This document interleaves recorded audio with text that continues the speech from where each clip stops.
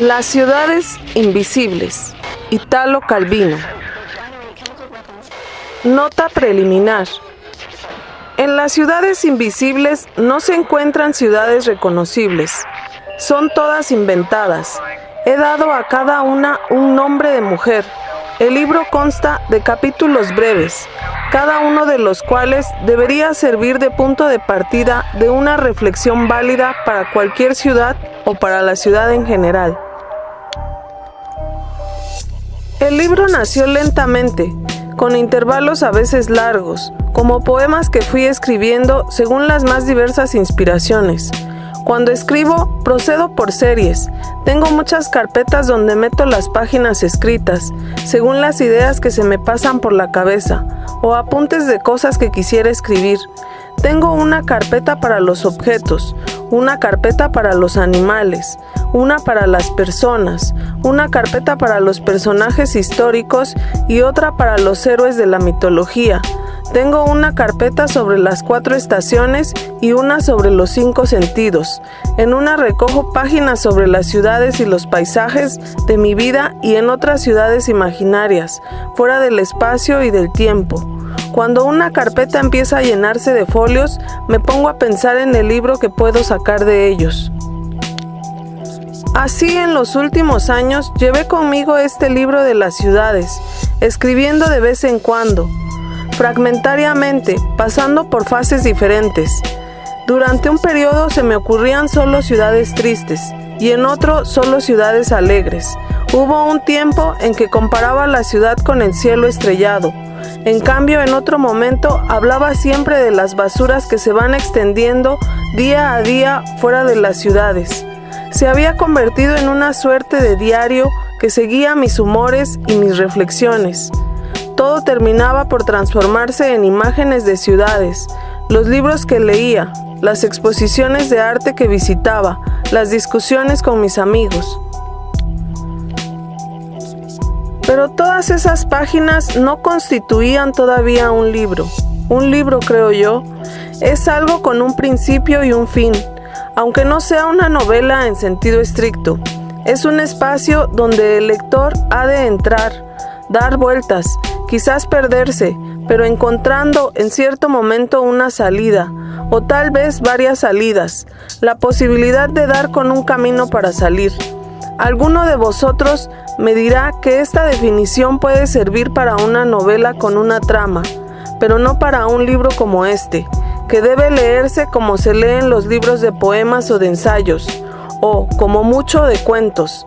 Pues bien, quiero decir justamente que también un libro así, para ser un libro, debe tener una construcción, es decir, es preciso que pueda descubrir en él una trama, un itinerario, un desenlace. Nunca he escrito libros de poesía, pero sí muchos libros de cuentos, y me he encontrado frente al problema de dar un orden a cada uno de los textos, problema que puede llegar a ser angustioso. Esta vez, desde el principio, había encabezado cada página con el título de una serie: Las ciudades y la memoria, las ciudades y el deseo, las ciudades y los signos. Llamé Las ciudades y la forma a una cuarta serie, título que resultó ser demasiado genérico y la serie terminó por distribuirse en otras categorías. Durante un tiempo, mientras seguía escribiendo ciudades, no sabía si multiplicar las series o si limitarlas a unas pocas. Las 2 primeras eran fundamentales, o si hacerlas desaparecer todas. Había muchos textos que no sabía cómo clasificar y entonces buscaba definiciones nuevas. Podía hacer un grupo con las ciudades un poco abstractas, aéreas, que terminé por llamar las ciudades sutiles. Algunas podía definirlas como las ciudades dobles, pero después me resultó mejor distribuirlas en otros grupos. Hubo otras series que no preví de entrada, aparecieron al final, redistribuyendo textos que había clasificado de otra manera, sobre todo como memoria y deseo. Por ejemplo, las ciudades y los ojos, caracterizadas por propiedades visuales, y las ciudades y los intercambios, caracterizadas por intercambios de recuerdos, de deseos, de recorridos, de destinos. Las continuas y las escondidas, en cambio, son dos series que escribí adrede, es decir, con una intención precisa, cuando ya había empezado a entender la forma y el sentido que debía dar el libro. A partir del material que había acumulado, fue como estudié la estructura más adecuada, porque quería que estas series se alternaran, se entretejieran, y al mismo tiempo no quería que el recorrido del libro se apartase demasiado del orden cronológico en que se habían escrito los textos. Al final decidí que habría 11 series de 5 textos cada una, reagrupados en capítulos formados por fragmentos de series diferentes que tuvieran cierto clima común. El sistema con arreglo al cual se alternan las series es de lo más simple, aunque hay quien lo ha estudiado mucho para explicarlo. Todavía no he dicho lo primero que debería haber aclarado. Las ciudades invisibles se presentan como una serie de relatos de viaje que Marco Polo hace a Kublai Khan, emperador de los tártaros. En la realidad histórica, Kublai, descendiente de Gengis Khan, era emperador de los mongoles, pero en su libro Marco Polo lo llama Gran Khan de los tártaros, y así quedó en la tradición literaria. No es que me haya propuesto seguir los itinerarios del afortunado mercader veneciano que en el siglo XIII había llegado a China, desde donde partió para visitar, como embajador del Gran Khan, buena parte del lejano Oriente. Hoy el Oriente es un tema reservado a los especialistas y yo no lo soy, pero en todos los tiempos ha habido poetas y escritores que se inspiraron en el millón, como una escenografía fantástica y exótica. Coleridge en un famoso poema, Kafka en El mensaje del emperador, Buzzati en El desierto de los tártaros. Solo Las mil y una noches puede jactarse de una suerte parecida, libros que se convierten en continentes imaginarios en los que encontrarán su espacio otras obras literarias, continentes del Allende, hoy cuando podría decirse que el Allende ya no existe y que todo el mundo tiende a uniformarse. A este emperador melancólico que ha comprendido que su ilimitado poder poco cuenta en un mundo que marcha hacia la ruina. Un viajero imaginario le habla de ciudades imposibles. Por ejemplo, una ciudad microscópica que va ensanchándose y termina formada por muchas ciudades concéntricas en expansión. Una ciudad telaraña, suspendida sobre un abismo, o una ciudad bidimensional, como Moriana.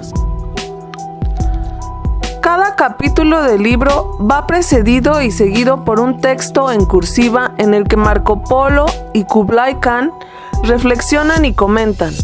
El primero de ellos fue el primero que escribí y solo más adelante, habiendo seguido con las ciudades, pensé en escribir otros. Mejor dicho, el primer texto lo trabajé mucho y me había sobrado mucho material, y en cierto momento seguí con diversas variantes de estos elementos restantes. Las lenguas de los embajadores, la gesticulación de Marco, de los que resultaron parlamentos diversos. Pero a medida que escribía ciudades, iba desarrollando reflexiones sobre mi trabajo, como comentarios de Marco Polo y del Khan, y estas reflexiones tomaban cada una por su lado, y yo trataba de que cada una avanzara por cuenta propia. Así es como llegué a tener otro conjunto de textos que procuré que corrieran paralelos al resto, haciendo un poco de montaje en el sentido de que ciertos diálogos se interrumpen y después se reanudan. En una palabra, el libro se discute y se interroga a medida que se va haciendo. Creo que lo que el libro evoca no es solo una idea atemporal de la ciudad, sino que desarrolla, de manera unas veces implícita y otras explícita, una discusión sobre la ciudad moderna. A juzgar por lo que me dicen algunos amigos urbanistas, el libro toca sus problemáticas en varios puntos, y esto no es casualidad porque el trasfondo es el mismo, y la metrópoli de los big numbers no aparece solo al final de mi libro, Incluso lo que parece evocación de una ciudad arcaica solo tiene sentido en la medida en que está pensado y escrito con la ciudad de hoy delante de los ojos. ¿Qué es hoy la ciudad para nosotros? Creo haber escrito algo como un último poema de amor a las ciudades, cuando es cada vez más difícil vivirlas como ciudades. Tal vez estamos acercándonos a un momento de crisis de la vida urbana y las ciudades invisibles son un sueño que nace del corazón de las ciudades invivibles. Se habla hoy con la misma insistencia tanto de la destrucción del entorno natural como de la fragilidad de los grandes sistemas tecnológicos que pueden producir perjuicios en cadena, paralizando metrópolis enteras. La crisis de la ciudad, demasiado grande, es la otra cara de la crisis de la naturaleza. La imagen de la megalópolis, la ciudad continua, uniforme, que va cubriendo el mundo, domina también mi libro. Pero libros que profetizan catástrofes y apocalipsis hay muchos. Escribir otro sería pleonástico, y sobre todo no se aviene a mi temperamento. Lo que le importa a mi Marco Polo es descubrir las razones secretas que han llevado a los hombres a vivir en las ciudades, razones que puedan valer más allá de todas las crisis.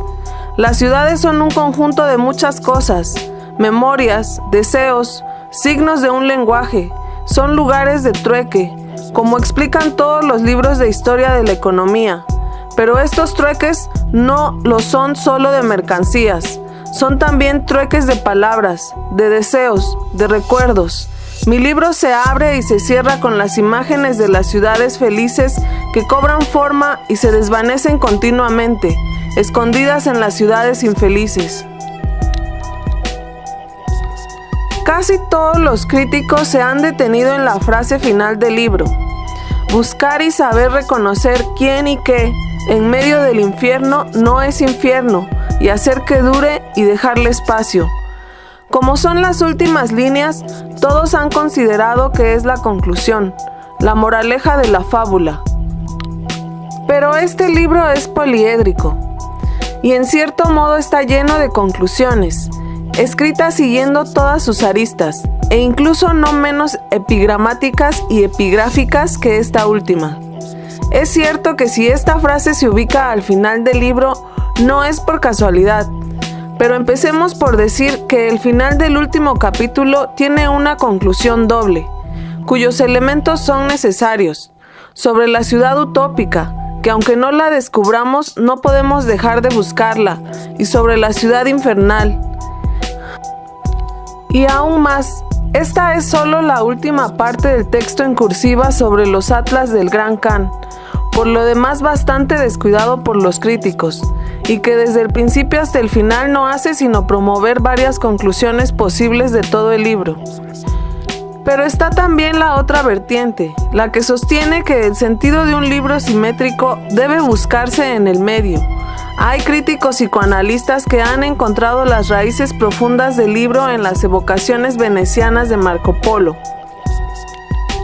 Como un retorno a los primeros arquetipos de la memoria, mientras estudiosos de semiología estructural dicen que donde hay que buscar es en el punto exactamente central del libro, y han encontrado una imagen de ausencia, la ciudad llamada Baucis. Es aquí evidente que el parecer del autor está de más. El libro, como he explicado, se fue haciendo poco por sí solo, y únicamente el texto tal como es autorizará o excluirá esta lectura o aquella. Como un lector más, puedo decir que en el capítulo 5, que desarrolla en el corazón del libro un tema de levedad extrañamente asociado al tema de la ciudad, hay algunos de los textos que considero mejores por su evidencia visionaria, y tal vez esas figuras más filiformes, ciudades sutiles u otras, son la zona más luminosa del libro. Esto es todo lo que puedo decir. Italo Calvino. Conferencia pronunciada por Calvino en inglés el 29 de marzo de 1983 para los estudiantes de la Graduate Writing Division de la Columbia University de Nueva York.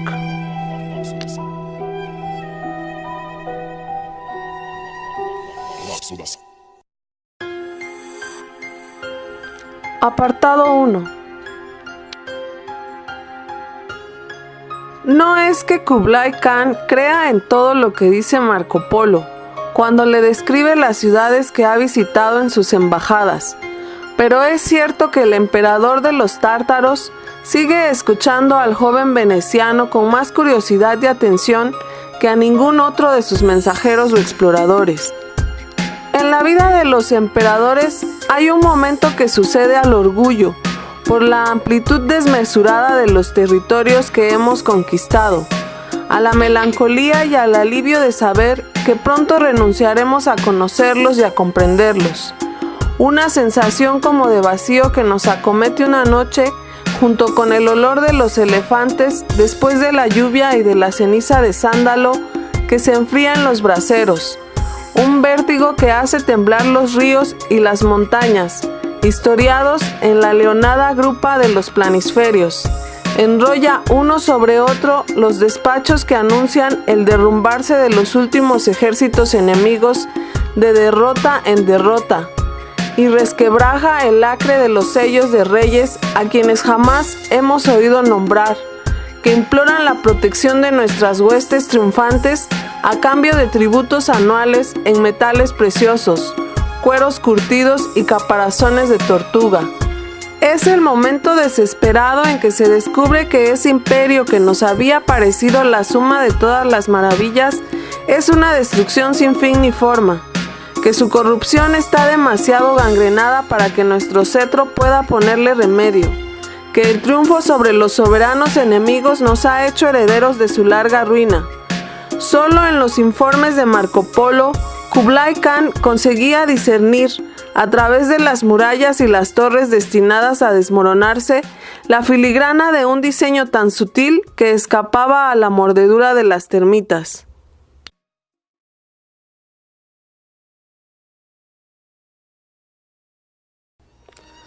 Las ciudades y la memoria. 1. Partiendo de allá y caminando 3 jornadas hacia Levante, el hombre se encuentra en Diomira, ciudad con 60 cúpulas de plata, estatuas en bronce de todos los dioses, calles pavimentadas de estaño, un teatro de cristal, un gallo de oro que canta todas las mañanas sobre una torre. Todas estas bellezas, el viajero ya las conoce por haberlas visto también en otras ciudades, pero es propio de esta que quien llega una noche de septiembre, cuando los días se acortan y las lámparas multicolores se encienden todas juntas sobre las puertas de las freiduras, y desde una terraza una voz de mujer grita se pone a envidiar a los que ahora creen haber vivido ya una noche igual a esta y haber sido aquella vez felices. Las ciudades y la memoria. 2. Al hombre que cabalga largamente por tierras selváticas le acomete el deseo de una ciudad. Finalmente llega a Isadora, ciudad donde los palacios tienen escaleras de caracol incrustadas de caracoles marinos, donde se fabrican según las reglas del arte catalejos y violines, donde cuando el forastero está indeciso entre 2 mujeres, encuentra siempre una tercera, donde las riñas de gallos degeneran en peleas sangrientas entre los apostadores. Pensaba en todas estas cosas cuando deseaba una ciudad. Isadora es, pues, la ciudad de sus sueños, con una diferencia.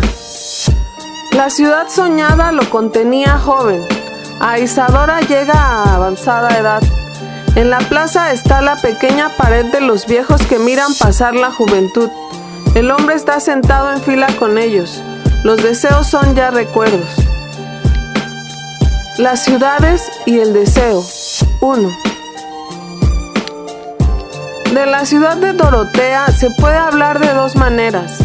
Decir que 4 torres de aluminio se elevan desde sus murallas, flanqueando 7 puertas del puente levadizo de resorte que franquea el foso, cuya agua alimenta 4 verdes canales que atraviesan la ciudad y la dividen en 9 barrios, cada uno de 300 casas y 700 chimeneas, y teniendo en cuenta que las muchachas casaderas de cada barrio se enmaridan con jóvenes de otros barrios y sus familias se intercambian las mercancías de las que cada una tiene la exclusividad. Bergamotas, huevas de esturión, astrolabios, amatistas. Hacer círculos a base de estos datos hasta saber todo lo que se quiera de la ciudad en el pasado, el presente, el futuro. O bien decir, como el camellero que me condujo allí. Llegué en la primera juventud, una mañana. Mucha gente caminaba rápida por las calles hacia el mercado. Las mujeres tenían hermosos dientes y miraban derecho a los ojos. 3 soldados sobre una tarima tocaban el clarín. Todo alrededor giraban ruedas y ondulaban papeles coloreados.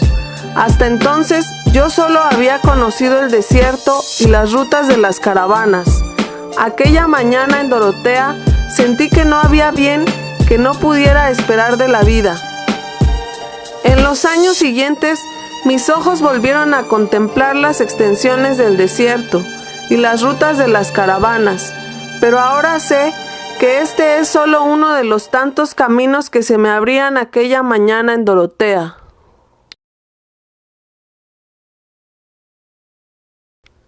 Las ciudades y la memoria. 3. Inútilmente, magnánimo Kublai, intentaré describirte la ciudad de Zaira, de los altos bastiones. Podría decirte de cuántos peldaños son sus calles en escalera, de qué tipo los arcos de sus soportales, qué chapas de zinc cubren los techos. Pero sé ya que sería como no decirte nada.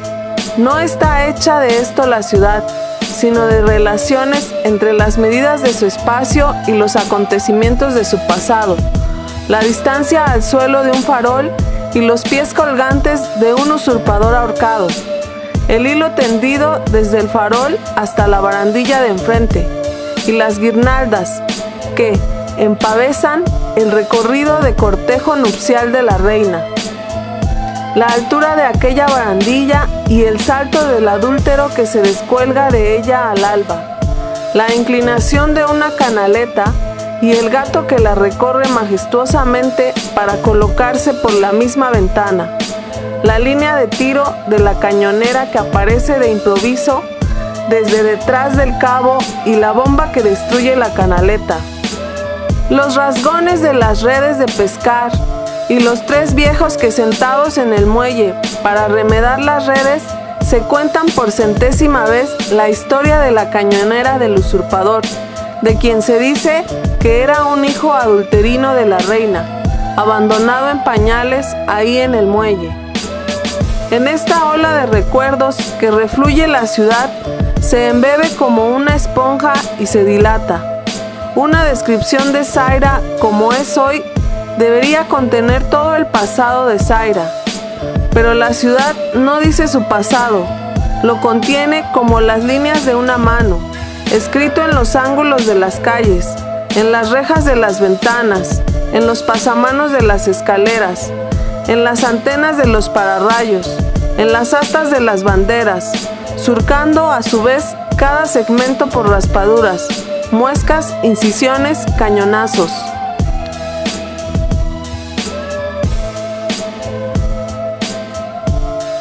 Las ciudades y el deseo. 2. Al cabo de 3 jornadas, andando hacia el mediodía, el hombre se encuentra en Anastasia, ciudad bañada por canales concéntricos y sobrevolada por cometas. Debería ahora enumerar las mercancías que se compran a buen precio: ágata, ónix, crisopacio y otras variedades de calcedonia.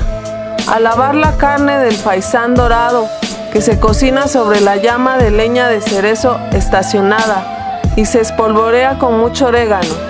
Hablar de las mujeres que he visto bañarse en el estanque de un jardín y que a veces, así cuentan, invitan al viajero a desvestirse con ellas y a perseguirlas en el agua. Pero con estas noticias no te diré la verdadera esencia de la ciudad, porque mientras la descripción de Anastasia no hace sino despertar los deseos uno por uno para obligarte a ahogarlos, A quien se encuentra una mañana en medio de Anastasia, los deseos se le despiertan todos juntos y lo circundan. La ciudad se te aparece como un todo en el que ningún deseo se pierde y del que tú formas parte, y con ella goza de todo lo que tú no gozas. No te queda sino habitar ese deseo y contentarte. Tal poder, que a veces dicen maligno, a veces benigno, tiene Anastasia, ciudad engañadora.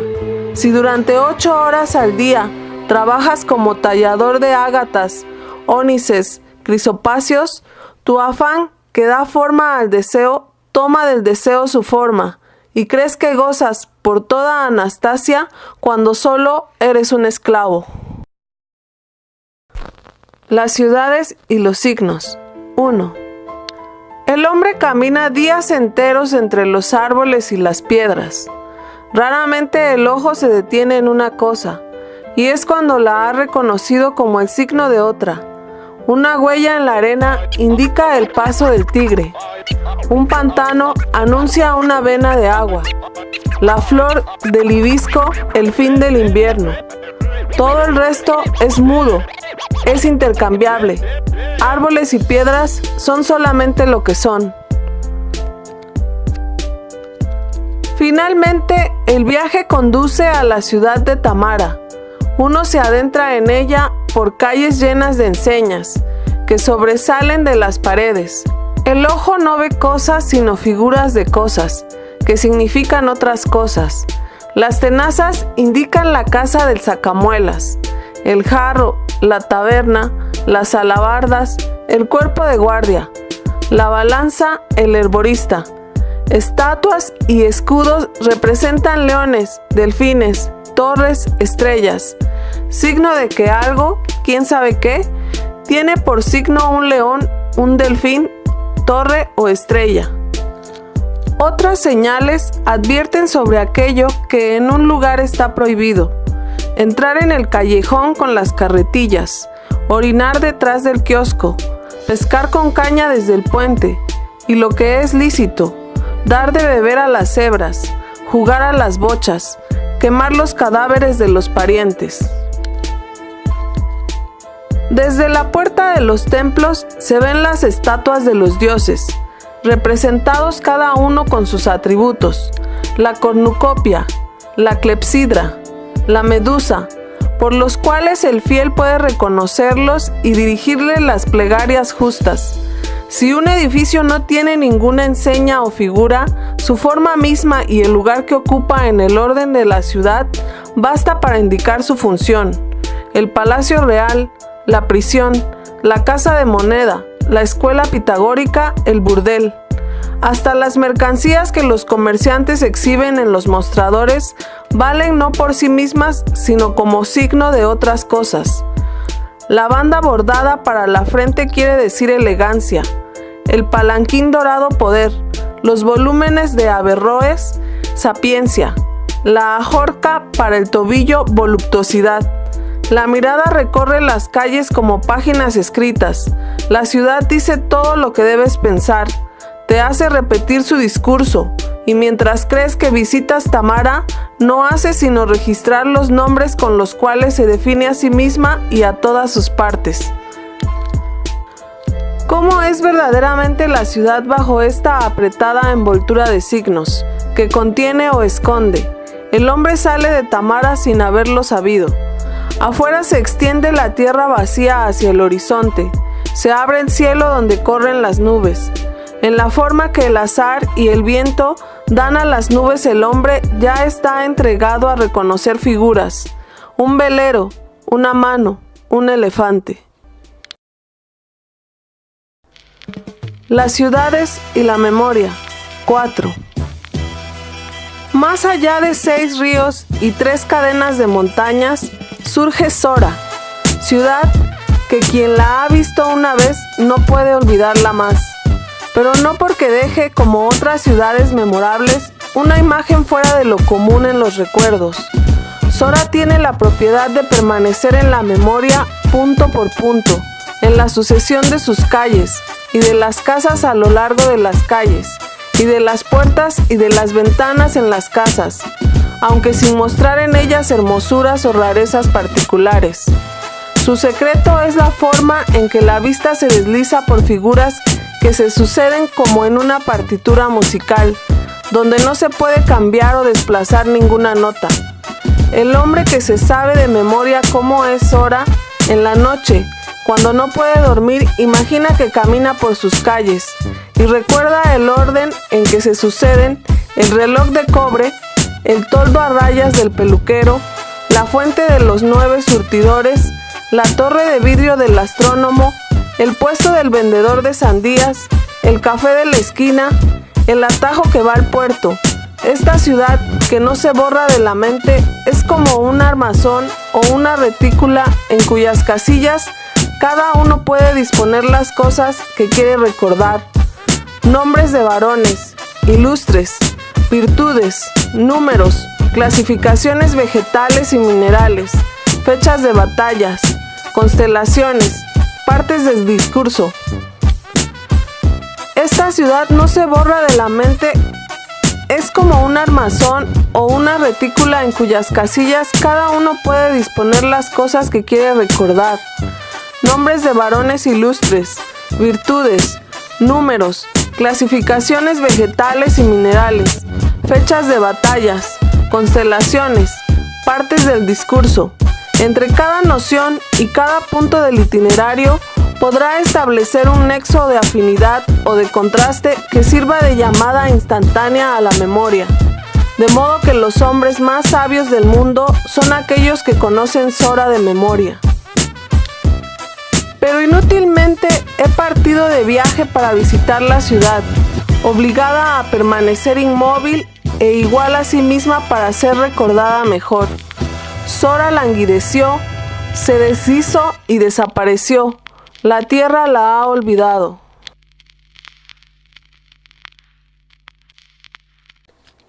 Las ciudades y el deseo. 3. De 2 maneras se llega a Despina, en barco o en camello. La ciudad se presenta diferente al que viene de tierra y al que viene del mar. El camellero ve despuntar en el horizonte del altiplano los pináculos de los rascacielos, las antenas radar, agitarse las mangas de ventilación blancas y rojas, echar humo las chimeneas. Piensa en un barco. Sabe que es una ciudad, pero la piensa como una nave que lo sacará del desierto, un velero a punto de partir, con el viento que ya hincha las velas todavía sin desatar, o un vapor con su caldera vibrando en la carena de hierro. Y piensa en todos los puertos, en las mercancías de ultramar que las grúas descargan en los muelles, en las hosterías donde tripulaciones de distinta bandera se rompen la cabeza a botellazos, en las ventanas iluminadas de la planta baja, cada una con una mujer que se peina. En la neblina de la costa el marinero distingue la forma de una jiba de camello, de una silla de montar bordada de flecos brillantes entre 2 jibas manchadas que avanzan contoneándose. Sabe que es una ciudad, pero la piensa como un camello de cuyas albardas cuelgan odres y alforjas de frutas confitadas, vino de dátiles, hojas de tabaco, y ya se ve a la cabeza de una larga caravana que lo lleva del desierto del mar hacia el oasis de agua dulce a la sombra dentada de las palmeras, hacia palacios de espesos muros encalados, de patios embaldosados sobre los cuales bailan descalzas las danzarinas y mueven los brazos un poco dentro del velo, un poco fuera. Cada ciudad recibe su forma del desierto al que se opone, y así ven el camellero y el marinero a Despina, ciudad de confín entre 2 desiertos. Las ciudades y los signos. 2. De la ciudad de Sirma, los viajeros vuelven con recuerdos bien claros. Un negro ciego que grita en la multitud, un loco que se asoma por la cornisa de un rascacielos, una muchacha que pasea con un puma sujeto con una traílla, En realidad, muchos de los ciegos que golpean con el bastón el empedrado de Sirma son negros. En todos los rascacielos hay alguien que se vuelve loco. Todos los locos se pasan horas en las cornisas. No hay puma que no sea criado por un capricho de muchacha. La ciudad es redundante, se repite para que algo llegue a fijarse en la mente. Vuelvo también yo de Sirma. Mi recuerdo comprende dirigibles que vuelan en todos los sentidos a la altura de las ventanas. Calles de tiendas donde se dibujan tatuajes en la piel de los marineros. Trenes subterráneos atestados de mujeres obesas que se sofocan. Los compañeros que estaban conmigo en el viaje, en cambio, juran que vieron un solo dirigible suspendido entre las agujas de la ciudad. Un solo tatuador que disponía sobre su mesa agujas y tintas y dibujos perforados. Una sola mujer gorda apantallándose en la plataforma de un vagón. La memoria es redundante, repite los signos para que la ciudad empiece a existir. Las ciudades sutiles. 1. Se supone que Isaura, ciudad de los 1000 pozos, surge sobre un profundo lago subterráneo.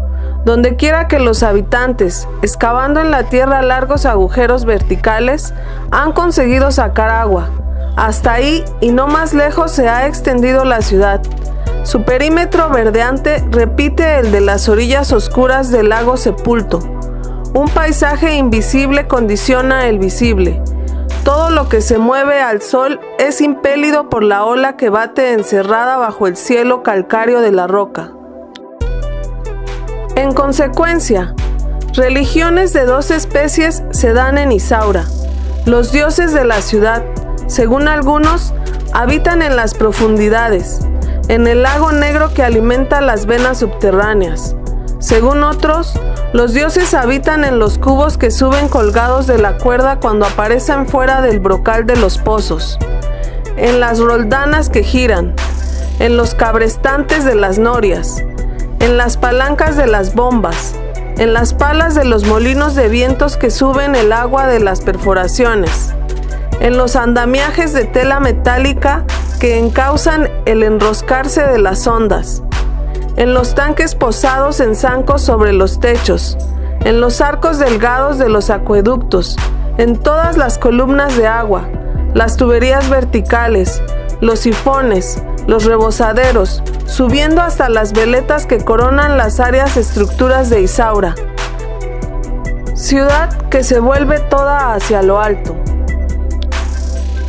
Enviados a inspeccionar las remotas provincias, los mensajeros y los recaudadores de impuestos del Gran Khan regresaban puntualmente al Palacio Real de Kemenfú y a los jardines de magnolias a cuya sombra Kublai paseaba escuchando sus largas relaciones. Los embajadores eran persas, sirios, coptos, turcomanos. Es el emperador el extranjero para cada uno de sus súbditos, y solo a través de ojos y oídos extranjeros el imperio podía manifestar su existencia a Kublai. En lenguas incomprensibles para el Khan, los mensajeros referían noticias escuchadas en lenguas que les eran incomprensibles. De ese opaco espesor sonoro emergían las cifras percibidas por el fisco imperial, los nombres y los patromínicos de los funcionarios, depuestos y decapitados, las dimensiones de los canales de riegos que los magros ríos alimentaban en tiempos de sequía. Pero cuando el que hacía el relato era el joven veneciano, una comunicación diferente se establecía entre él y el emperador. Recién llegado y absolutamente ignaro de las lenguas del Levante, Marco Polo no podía expresarse sino con gestos, saltos, gritos de maravilla y de horror, ladridos o cantos de animales, o con objetos que iba extrayendo de su alforja, plumas de avestruz, cerbatanas, cuarzos, y disponiendo delante de sí como piezas de ajedrez. De vuelta de las misiones a que Kublai lo destinaba, el ingenioso extranjero improvisaba pantomimas que el soberano debía interpretar. Una ciudad era designada por el salto de un pez que huía del pico del Comarán para caer en una red. Otra ciudad como un hombre desnudo que atravesaba el fuego sin quemarse. Una tercera por una calavera que apretaba entre los dientes verdes de Mo una perla cándida y redonda. El Gran Khan descifraba los signos, pero el nexo entre estos y los lugares visitados seguía siendo incierto. No sabía nunca si Marco quería representar una aventura que le había sucedido en el viaje, una hazaña del fundador de la ciudad, la profecía de un astrólogo, un acertijo o una charada para indicar un nombre. Pero por manifiesto u oscuro que fuese, todo lo que Marco mostraba tenía el poder de los emblemas, que una vez vistos no se pueden olvidar ni confundir. En la mente del Khan, el imperio se reflejaba en un desierto de datos frágiles e intercambiables, como granos de arena de los cuales emergían para cada ciudad y provincia las figuras evocadas por los logogrifos del veneciano. Con el sucederse de las estaciones y de las embajadas, Marco se familiarizó con la lengua tártara y con muchos idiomas de naciones y dialectos de tribus. Sus relatos eran ahora los más precisos o minuciosos que el Gran Khan pudiera desear, y no había cuestión o curiosidad a la que no respondiesen, y sin embargo, toda noticia sobre un lugar remitía a la mente del emperador a aquel primer gesto u objeto con el que Marco lo había designado. El nuevo dato recibía un sentido de aquel emblema y al mismo tiempo añadía al emblema un sentido nuevo. Quizá el imperio, pensó Kublai, no es sino un zodiaco de fantasmas de la mente. ¿El día que conozca todos los emblemas?, preguntó Marco, ¿conseguiré al fin poseer mi imperio? Y el veneciano dijo: Señor, no lo creas, ese día serás tú mismo emblema entre los emblemas.